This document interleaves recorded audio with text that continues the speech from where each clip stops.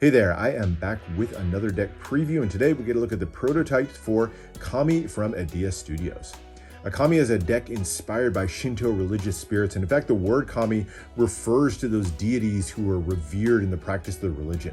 I've seen a ton of Japanese art and playing cards, but never a deck that specifically delved into Shintoism. So very excited to get a chance to check these out and dive more into the mythology. Now, like I said, the deck comes from EDIA Studios and it features artwork from their creative director, Rosa. And if you enjoy what you see with these prototype decks, the Kickstarter campaign is live now. So make sure to check out the link in the description and consider backing the campaign for yourself. But first, let's check these out and see what they're all about. Now, the deck comes in two different versions. The blue one here, this is the standard Kami version of the deck. And then we have its more deluxe counterpart with Heavenly Sakura. I'm lucky enough to get my hands on both of them, so let's start off with the standard version of the deck before jumping over to Heavenly Sakura. Now, the tuck box on this one is done with a blue matte finish, almost a soft touch finish to this one, and it's all the artwork on this one's done in two different colors of foil. We have that electric blue, which by the way looks fantastic against that darker blue color, as well as some gold touches in this as well. Beautiful embossing done throughout this one, and I love the main central image in here in particular. The red crowned crane here in the middle is a classic Japanese symbol of prosperity and longevity. You'll very often see cranes, including paper cranes, etc., all over Japanese culture. At the bottom here, it's framed with another classic Japanese symbol with the cherry blossoms, a symbol of rebirth and regeneration. And then the top in Japanese characters in gold here, we have Kami, or God. Beautiful look at this one. I love the color combinations, and the glow of those foils is fantastic. Sides of the box just feature Kami, again written at the bottom, with kind of an extension of the branches of the cherry blossoms on both sides.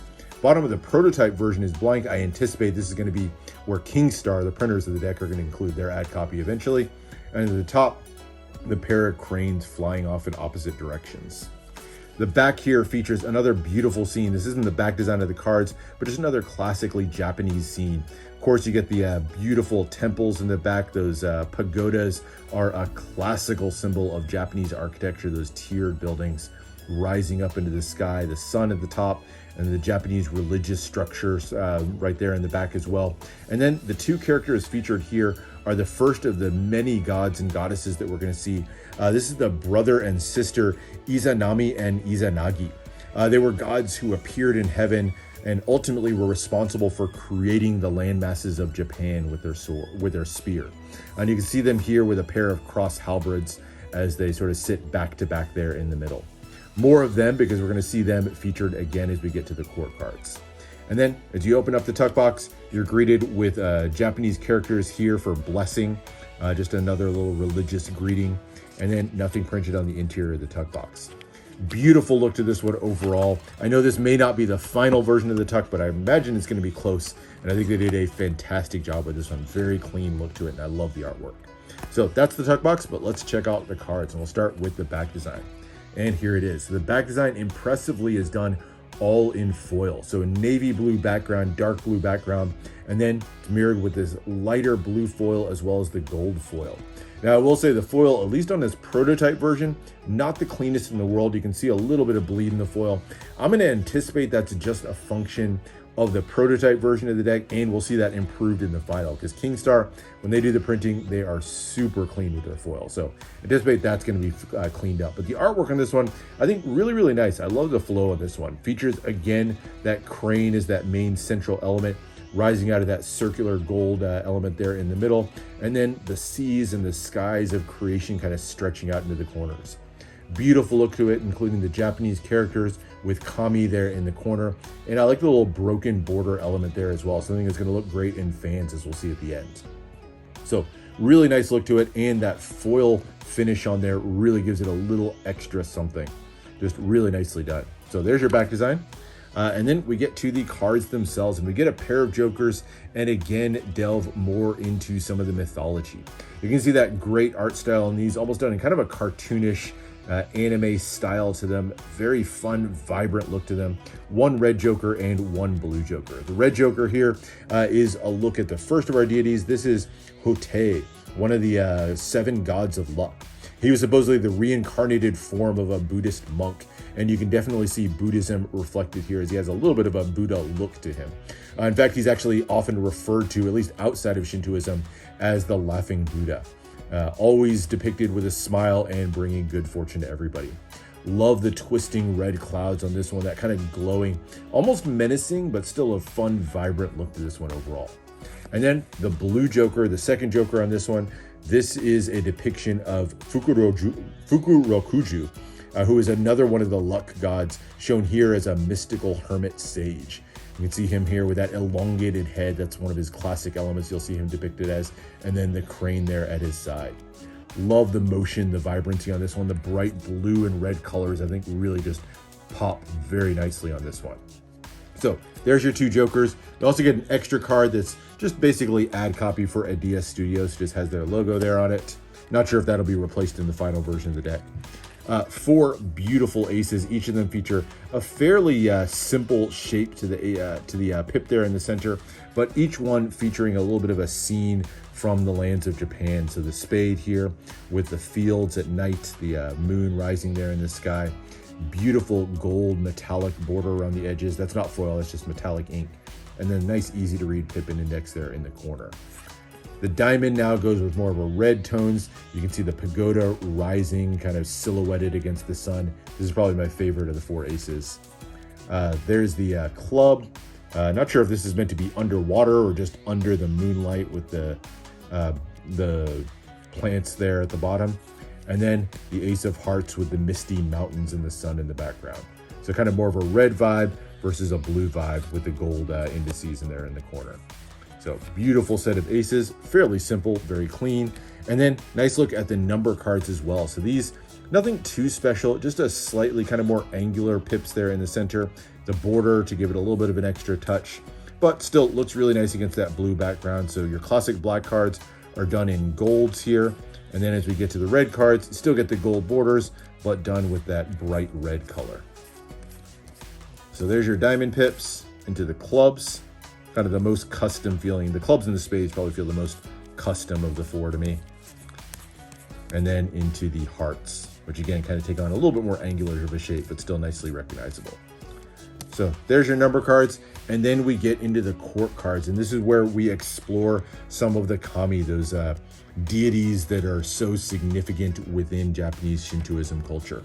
And we start off here with the 2 that we actually saw on the tuck box. This is Izanami and Izanagi. So according to legend, they were brother and sister, and they used their heavenly spear called Ameno no Hoku to stir up the ocean and produce the Japanese islands. Eventually, the 2 of them married, so a little bit of an incestuous relationship that they had. But they were kind of revered as the creator gods within the religion. Beautiful look at these overall. You get the 2-way design on them. They're each kind of holding weapons in their hand, and just really nice artwork. I love this style. It definitely has that sort of, I don't know, comic book vibe to it. Very fun, vibrant. And another nice touch on these that you can't see right off the bat is these include a little bit of UV reactive ink. So like with a lot of decks, you'll want to get a black light to really appreciate this one. So if you take this one, and like many of the cards in this deck, if you shine the black light on it, you'll see that some of those areas really glow and pick up on the UV light very nicely. This gives an extra little touch and sort of extra little bit of mystery and fun to the cards overall. I love that little touch, and I love getting a chance to kind of play around with UV inks and cards. It's really fun. So there's your first 2, the creator gods. And then the Jack of Spades features another one of the gods. And this one I'm going to try by my 4 years of Japanese in high school. Hopefully going to come into play here. But this is Konohara Sakuya. She's the goddess of Mount Fuji, of volcanoes, and of cherry blossoms. And legend claims that when she met her eventual husband, Nagini, she actually competed for his affections with Iwanaga, who was the rock princess. But because Ninigi chose her instead, she was the delicate Sakuya, humans' lives now are as fleeting as cherry blossoms rather than being enduring like rocks. And so you can credit her with the reason that human life is as short as it is. But beautiful look to her on the Jack of Spades. And I really like the sort of glowing background on this one. Gives a little bit of extra feel to the background. the flowing blue clouds there in the center as well. So there's your spade quartz. Then we get into the diamonds, and we start off here with Daikokuten, the deity of fortune and wealth. So he's usually depicted with a sack of coins, so he usually has a sack in his hands. But for this one, he just has the coins kind of forming a trailing, glowing line here in the center. He's usually a very happy deity who's granting fortune on others, but because of the red glow that's used on the diamonds here, kind of has almost a sinister look to him. I don't know, not usually how he's depicted, but a great look to it overall. Again, those reds really glow really vibrantly on this one, and kind of even cast a little red glow on his face. But cool look at the first of our diamond quartz. And then continuing on with the Queen of Diamonds here, this is Benten, the goddess of music, arts, and water. So she's shown here in her musical form. She's often depicted with a lute in her hands. So she has that here, and then the notes kind of drifting off to the sides. Love the background on this one, almost like music staffs that are flowing in the background. Just a really cool look to this one. So that is Benten. And then the King of Diamonds, the King of Diamonds here, this is a really interesting one. This is Kagotsuchi, the god of fire. He's depicted here as an adult male, but he didn't last very long. So according to the legend, he actually killed his mother. His mother was the creation goddess Izanami, but she killed her mother, or he killed his mother when he was born. He was born in a blaze of fire, which ultimately killed her. And his father, in a rage, immediately killed the child, split him into 8 different parts, and the 8 parts of his body became the 8 volcanoes of Japan. Kind of a dark and twisted story, but mythology is kind of filled with those. But he's still revered today as the god of fire, and you can see him here with the blazing hands, his body kind of disappearing into a puff of smoke as well. Really cool dark story on this one, and a beautiful court card. This is probably my favorite of the court cards. All right, so there's your King of Diamonds, and now we go back to the cool blue tones here with the clubs, and we start off with the Jack of Clubs. This is Ebisu, who is one of the 7 gods of fortune, who's particularly revered in fishing communities. So he's said to bring luck to fishermen everywhere. And you can see him here kind of clutching. You can almost see the fish there with the fish tail at the top and the bottom, and then the kind of waters flowing around him. Very, very popularly prayed to among fishing communities.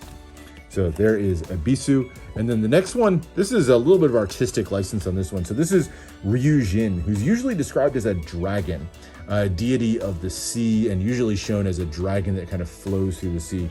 But this one they chose to depict as a human female surrounded by those flowing waters. Imagine just sort of keeping human deities, or human-shaped deities, just like the rest of the court cards. So a little bit of artistic license on this one, but still a beautiful card nonetheless. And then we get to the King of Clubs, and this is Hachiman, the god of war. He's commonly regarded as the deification of Ojin, who was the 15th emperor of Japan. And so not all of the kami were born as gods or goddesses. Some of them were humans who accomplished something great in life and became kami in the afterlife. And so this is one of them, as an emperor who I guess was renowned for his prowess in war, ascended and became one of the kami in death. So very cool look to him. Has a very peaceful look on his face for a god of war there. So there's your King of Clubs. And then we come to the last suit with the hearts. And we start here with Ame no Uzume, who is the dawn goddess. Beautiful depiction of her here. One of the common legends says that her skills as a dancer inspired a Shinto ceremonial dance called Kagura. It's actually still performed today. Love the sort of cherry blossom border here in the center. A little bit harsher of a border than I usually like, but still a great look to this one. Again, though, I gotta say those red cards have more of a sinister look than I think is really intended, but still, cool card there. And then we come to the final 2 cards, and we start off with Amaterasu, who was the sun goddess and arguably the most important of all deities within Shinto. It's said that she was created when her father Izanagi washed his left eye, and she was the result. You can see her there with the sun in her hands, the clouds and the sun there in the center as well. And then her brother Tsukuyomi, the god of the moon, is shown here on the other one. So if his sister was born when Izanagi washed his left eye, well, Tsukuyomi was born when he washed his right eye. So the 2 of them were born together. He's actually much less known than his sister. I guess less people revered the moon than the sun, which kind of makes sense. The sun more of a life-giving presence for most people. But this is him as the god of the moon. So kind of brother and sister there, born from the left and right eye of their father. So another beautiful depiction as well. And that is the deck. Now, I won't go too much into the handling of these, but I think these are actually fairly production quality stock that's used on these. And Kickstarter does a great job. You know, if you haven't checked out their decks, they're handling not bad at all, and these do handle beautifully. And you get a chance to see how that broken design there, broken border design really shows nicely in fans as well with that foil design. So beautiful cards overall. I like what was done here, and I love exploring the mythology, but there's one more version of the deck with Heavenly Sakura. Now, a lot of the same artwork, but obviously we get a completely different coloring to the tuck box and some more surprises as we get inside as well. This one done with that same embossing, same design work, but now done in the pinks of cherry blossoms to go with that electric blue. I like this one a little bit better overall. I love the blues of that one, but the pinks with the cherry blossoms really pop nicely on this one, give it some great contrasts. And then some more detail kind of pops out on this one just because of the white background. Otherwise though, same artwork all the way around, just a different color to them overall. And then as we get to the cards themselves, we get the second little surprise on this one, and that is the gilding. And this is really, really cool gilding. This sort of speckled gilding here with the blues. It's hard to see here on video, but it almost has kind of a rainbow finish to it. As you turn it into light, you get a few different colors that kind of pop out, kind of a prismatic effect. But really beautiful, super clean gilding on these. And then the cards themselves, while the faces are the same as the Kami version, the backs do get a color swap as well, this time done in pink and blue foils. Great shine to it against that white background, and a really nice fit with the tuck box and a contrast versus the standard version of the deck. I wish the faces had gone with white faces as well. I think the dark doesn't quite as well match with the lightness of the backgrounds. You know, I wish that had gotten a little bit of a color swap as well, but a beautiful back design and a fantastic tuck box nonetheless. So great pair of decks, and you get a chance to pick up both of them in the campaign live now. But anyway, that is the look at Kami from EDIA Studios. Beautiful deck, a campaign that I'm already backing and suggest you consider doing the same for yourself. I hope you enjoyed this preview, and check out the link in the description if you want to check out the campaign in full. That's it for now. Hope you enjoyed. Make sure to subscribe for more deck reviews, more unboxings. Let me know what else you want to see, and I'll see you for the next one.